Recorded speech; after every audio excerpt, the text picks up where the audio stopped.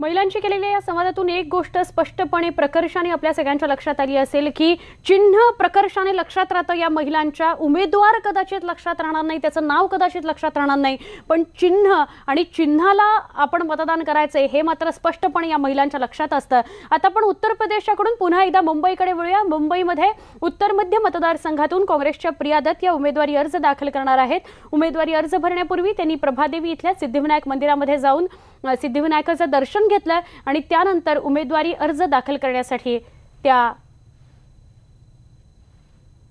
निघाल्यात। एका वेळेला आपण दोन दृश्य बघतो आहोत। पारंपरिक वेशभूषेमध्ये फेटा घालून प्रिया दत्त आपल्याला बघायला मिळतात। संजय निरुपम त्यांच्या सोबत आहेतच आणि दुसरीकडे त्यांनी सिद्धिविनायकाचं जाऊन दर्शन घेतलेलं आहे। सिद्धिविनायकाच्या दर्शनानंतर त्या उमेदवारी अर्ज दाखल करण्यासाठी पुढे निघालेले आहेत।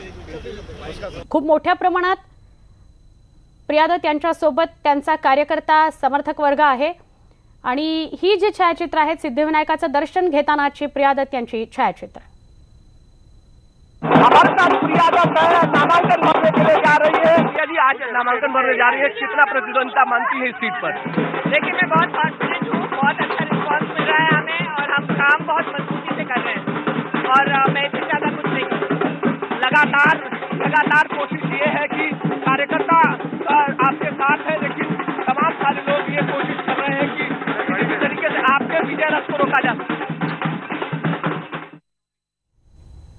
आमचे प्रतिनिधी प्रफुल्ल साळुंखे यांच्याकडून अधिक माहिती घेऊया। प्रफुल्ल, आपण जर बघतोय मुंबईमध्ये खूप सारे दिग्गज नेते उमेदवार आज आपला उमेदवारी अर्ज दाखल करणार आहेत आणि त्यावेळेला खूप मोठ्या प्रमाणात शक्ती प्रदर्शन मुंबईमध्ये आज बघायला मिळेल।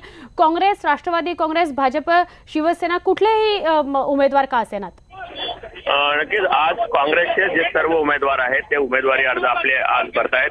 प्रिया दत्त ज्या आहेत त्या प्रिया दत्त आपला अर्ज उमेदवारी अर्ज भरायला या ठिकाणी आलेला आहे। त्यांच्यासोबत संजय दत्त हे देखील आहेत आणि प्रिया दत्त यांनी आता आपला उमेदवारी अर्ज जो आहे तो निवडणूक अधिकाऱ्यांकडे दाखल केलेला आहे आणि ते आता निवडणूक कार्यालयाच्या बाहेर निघतात।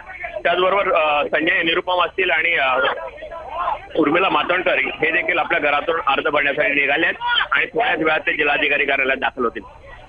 नक्की, धन्यवाद प्रफुल्ल, आपण ही माहिती दिल्याबद्दल। काँग्रेसचे तरुण आणि दिग्गज नेते